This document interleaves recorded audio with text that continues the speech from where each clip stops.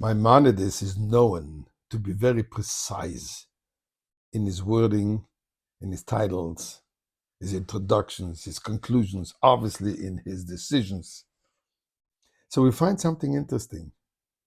In the laws relating the Bet HaMikdash, Holy Temple, which is the normal name, he calls it Hilchos Beis HaBechira, laws of the house of the chosen, that was chosen, that is chosen. Why? So why do you think about it? Let us say together, Mizmor l'Soidori, l'Adonai kol ha'otzim d'Adonai b'simcha, boi lefanu b'yonanu d'uka Adonai elim hu asanu v'lo anach nama b'tzoi marisai, boi yishoru b'soid echad tzorei b'silo hoida lebachu shumoi, kitoi v'Adonai le'lam chasdo v'yadoi v'dor emunasoi. Thank you, Eibishter, for all your miracles, and please make the ultimate miracle. This is the right time. We're in the period between Shivasa B'Tammuz, Tisha B'Av. You said that those days will be transformed into days of celebration. So what are you waiting for? Do it now. So much suffering, so much pain, so much faith. Time is now. Let us give some tzedakah. Tzedakah? Okay.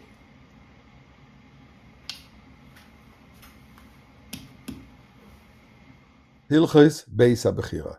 Laws of the house of choice. Chosen. Yet, when we look further, the Rambam calls it Hilchos Klei HaMikdash, laws of the vessels of the holy place.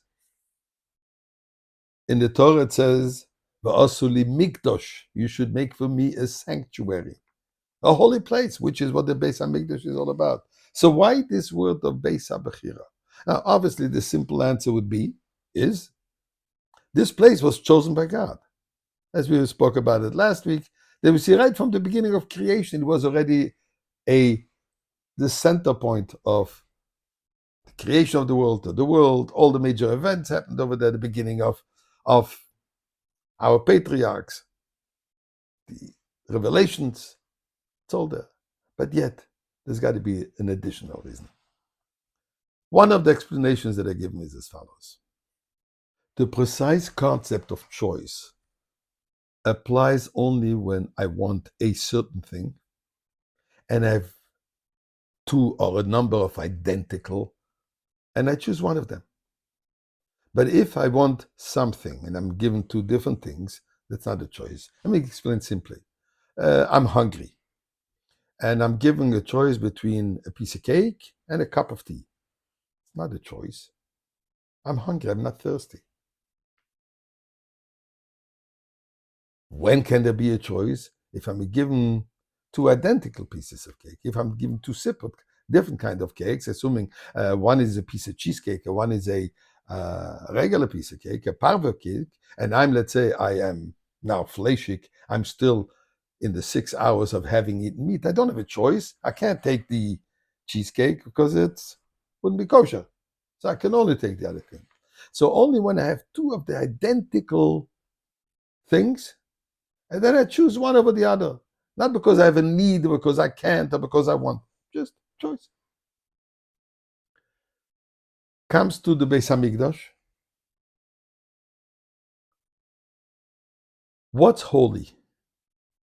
Is only the service holy? Or the whole place is holy? And we spoke about it last week. If we're talking about the miracles, if we're talking about the holiness, if we're talking about the services, there's not a place where it's permitted to do. It's only here. So in this, there is no choice.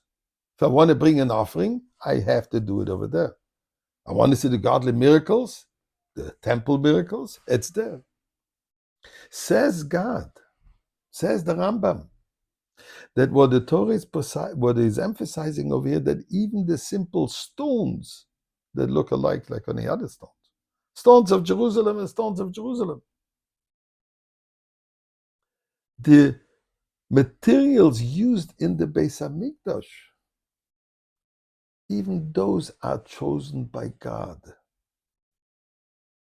Even those become holy.